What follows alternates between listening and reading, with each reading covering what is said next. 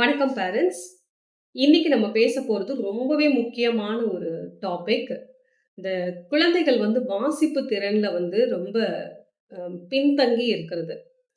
So அந்தந்த ஏஜுக்கு ஏத்த மாதிரி அவங்களோட ரீடிங் கேப்பபிலிட்டி இல்லாம இருக்கிறது. இதோடைய இயர்லி சிம்ப்டம்ஸ் அண்ட் சைன்ஸ் என்னவா இருக்கும்? அத நம்மளால ஆஸ் அ பேரண்ட்டா நம்மளால அத ஈஸியா டிடெக்ட் பண்ண முடியுமா? அப்படிங்கிறத பத்தி தான் இந்த வீடியோல டீட்டெயிலா பார்க்க போறோம். நான் Sivasankari counselling psychologist and student support educator. Arjuna readiness லேர்னிங்ல இருந்து.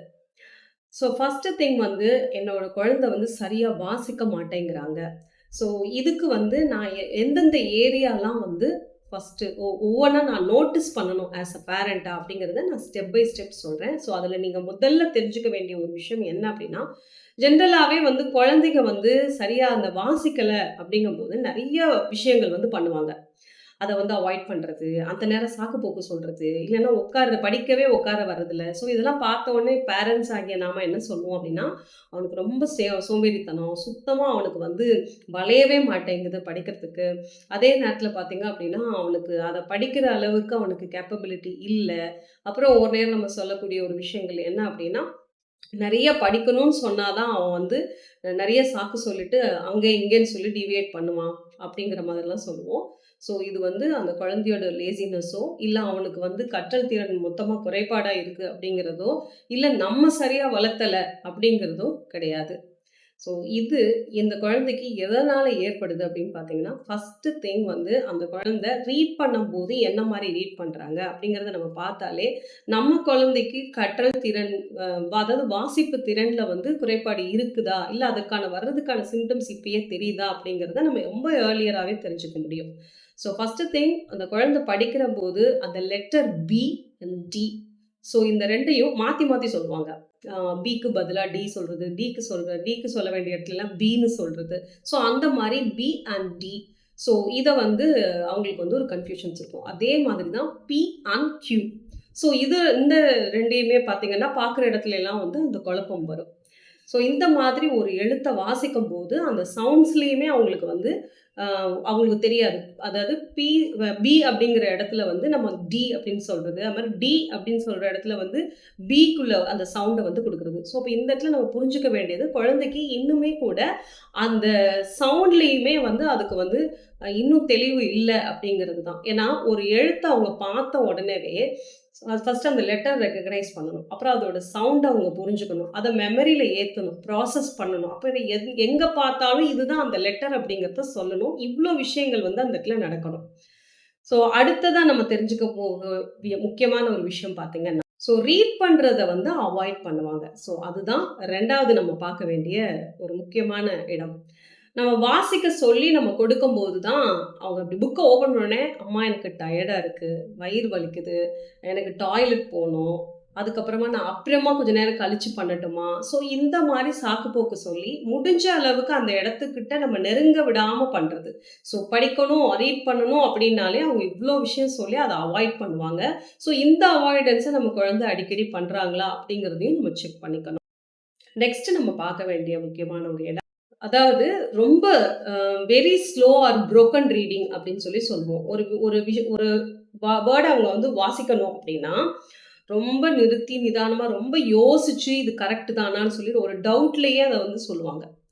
ஆ அது கரெக்ட்டா இருந்தாலுமே இந்த வாய்க்குள்ளேயே அந்த வார்த்தைகள உருட்டுறது அப்படின்னு சொல்லுவோம். ஸோ அந்த மாரி உள்ளேயே அது ரோல் ஆயிட்டு இருக்கும். அது வெளிய வராது. கரெக்ட் தான் சொல்லுங்கன்னு சொன்னாலுமே அத சொல்ல மாட்டாங்க சில குழந்தைங்க. இன்னும் சில குழந்தைங்க அந்த பிக்சர வச்சு இதுதான் கெஸ் பண்ணியே ரீட் பண்ணிட்டு போவாங்க. இன்னொரு ஒரு விஷயம் என்னன்னு பார்த்தீங்க அப்படின்னா, சின்ன சின்ன வேர்ட்ஸ் இருக்கும். அந்த வேர்ட்ஸ் ஸ்கிப் பண்ணி நெக்ஸ்ட் வேர்டுக்கு அப்படி போறது. இல்ல அப்படின்னா, ஒரு வார்த்தையோட ரிசம்பிளன்ஸ மட்டும் அடிப்படையா வச்சுட்டு, அவங்களுக்கு என்ன வேர்ட் தெரியுமோ, ஃபார் எக்ஸாம்பிள் பார்த்தீங்க அப்படின்னா, சில குழந்தைங்க ஃபர்ஸ்ட் எடுத்தோனே கார், கேட் அப்படின்லாம் இருந்துச்சு அப்படின்னா, அவங்களுக்கு தெரிஞ்ச பரிச்சயமானது கார் அப்படிங்கிற ஒரு வேர்டுனா, எங்க சி ஸ்டார்ட் ஆனாலும் அவங்க கார்ன்னு தான் சொல்லுவாங்க. அது வேற மாத்தி என்ன லெட்டர் இருக்கு அப்படிங்கிறது கூட ரெகக்னைஸ் பண்ணாம, அந்த ஃபர்ஸ்ட் லெட்டர பார்த்தோனே ஒரு கெஸ் பண்ணி சொல்றது.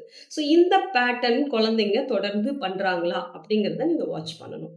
அடுத்து நம்ம பார்க்க வேண்டிய ஒரு முக்கியமான இடம் எது அப்படின்னு பார்த்தீங்கன்னா, ஸ்பெல்லிங் அண்ட் ரைட்டிங் டிஃபிகல்டி அப்படிங்கிறது தான்.